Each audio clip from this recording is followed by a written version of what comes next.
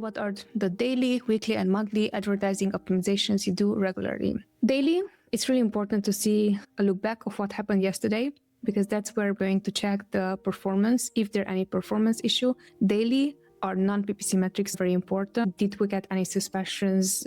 Do we still have the buy box? If these two are not happening, no matter what you're doing on the ads end, it's gone. What we're going to do on a daily basis, check an account health and see if everything is healthy. Even if you're just confirming everything is healthy, is already good enough for you, checking on a daily basis. Next, what we're going to do on a weekly basis, we're doing optimizations. Right now, we're testing optimizing 3 times per week. And the way how we're doing it on Monday, Wednesday, and Fridays. And we are going to still take the last 7 days data. Where it applies, we are going to take for 14 days. For most accounts, the 7 days is enough for us to understand like what is optimization. On a daily basis, this is especially for brands where we are aggressively growing and testing on a daily basis. We're going to optimize. How we optimize is not today's sale or yesterday's sale, but 2 days ago sale. This is going to be for campaigns where you have higher bids just in order to get data as quick as possible. So you can just